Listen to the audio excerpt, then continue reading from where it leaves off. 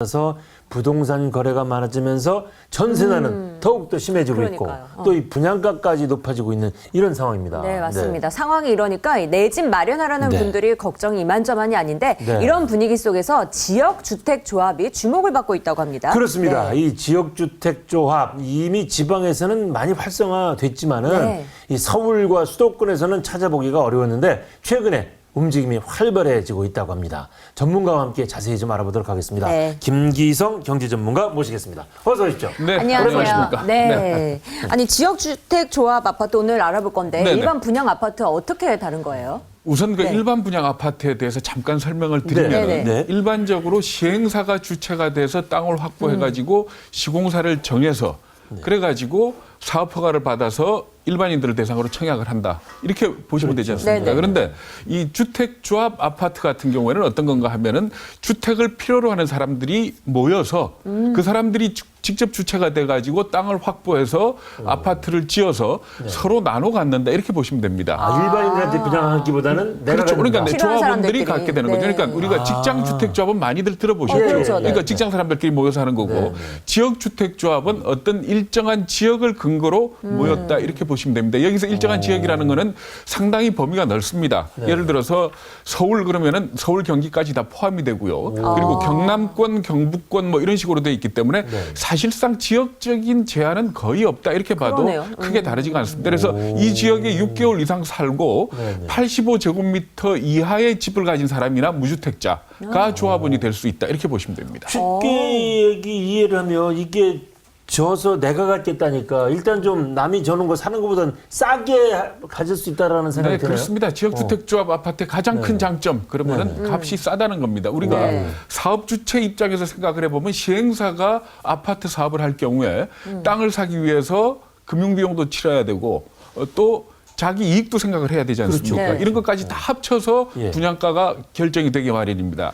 그런데 여기에 비해서 조합원들 사이에서는 만약 우리 셋이 모여서 집을 지었다. 네. 누가 이익을 가질 수는 없는 거 아닙니까? 결국 예. 집을 싸게 갖는 것만이 가장 최선의 수단이다. 이렇게 보시면 됩니다. 뿐만 아니고 시공사에다가 공사를 맡겼을 때도 네. 시공사가 조합 아파트 같은 경우는 좀 싸게 지어줍니다. 그 이유를 관계자 얘기를 한번 들어보시겠습니다.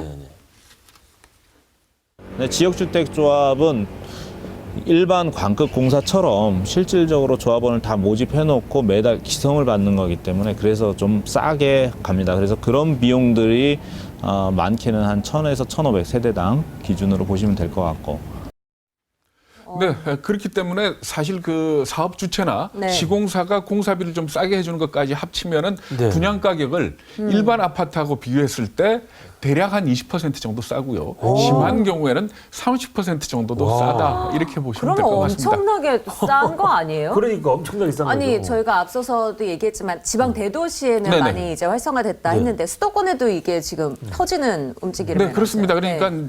울산이나 부산, 광주 네. 이런 데서는 지역주택조합 아파트들이 상당히 많이 활성화가 되어 있습니다. 예. 그런데 여기에 비해서 네. 사실 서울이나 수도권 같은 경우에는 일반 사업으로도 충분히 가능하기 때문에 그동안에 지역주택조합이 없었다 이렇게 보시면 되는데 네. 최근 들어서 아파트 분양가가 높아지지 않습니까? 네. 여기에 따라서 시공사들이 시행사에 대한 보증을 잘 안 서줍니다. 그러니까 시행사 입장에서 땅을 확보하기가 어려워지는 그런 경우가 많습니다. 네. 그래서 결국은 이젠 일반 분양이 아닌 조합 형태로 가는 경우가 상당히 많은데 서울 같은 경우에 지금 현재 서울과 수도권을 합쳐서 현재 조합원을 모집 중이거나 모집하려는 움직임을 보이고 있는 단지들이 대략 한 40군데 정도 된다 하는 그런 통계가 있습니다. 네. 그래서 일반 아파트로 분양을 추진을 하다가 네. 주택조합으로 돌리는 그런 데도 있습니다. 그런 이 얘기 한번 얘기군요. 들어보시죠. 네. 예.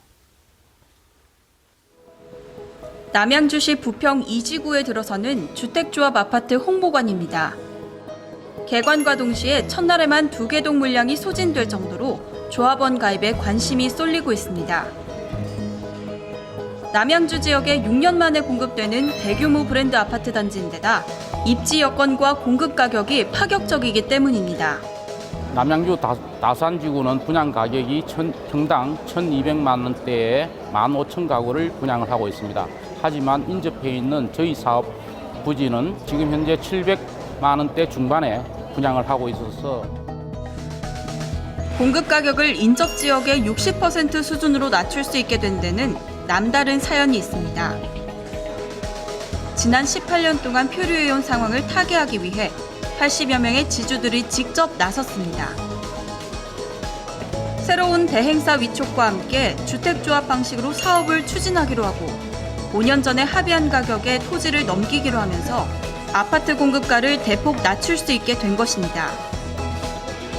이와 함께 토지주들은 전임사업 대행사가 갖고 있는 사업권 정리에 발벗고 나섰습니다.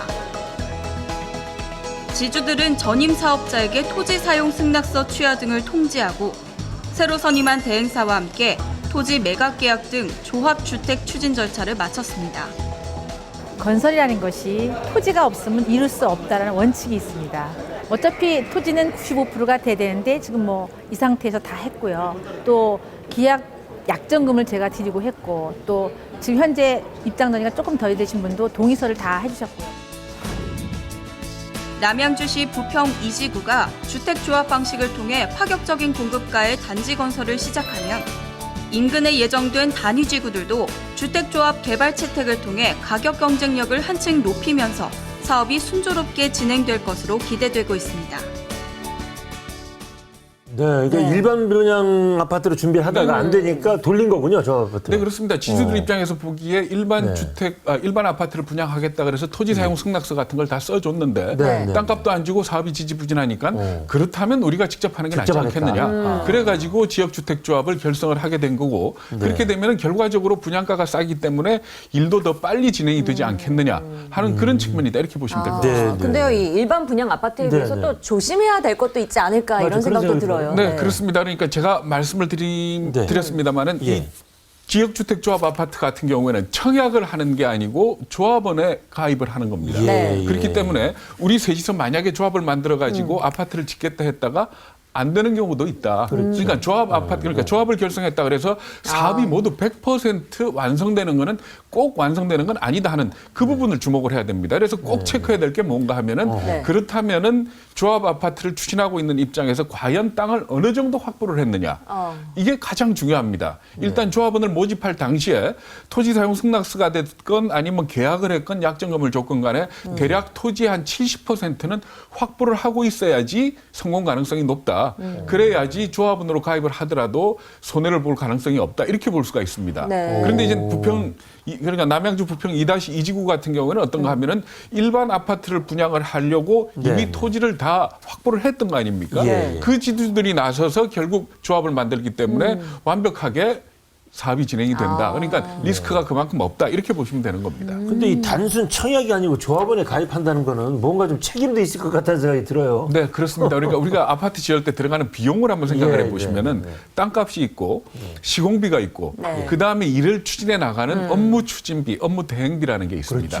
그런데 이 업무 대행비라는 거는 만약에 사업이 중도에 안 된다면은 그건 조합원이 책임을 져야 되는 그런 돈입니다. 그래서 이 돈이 대략 얼마쯤 되는가 하면은 단지 규모에 따라서 다릅니다만은 적게는 한 세대당 500만 원에서 많게는 한 1,500만 원까지 정도가 됩니다.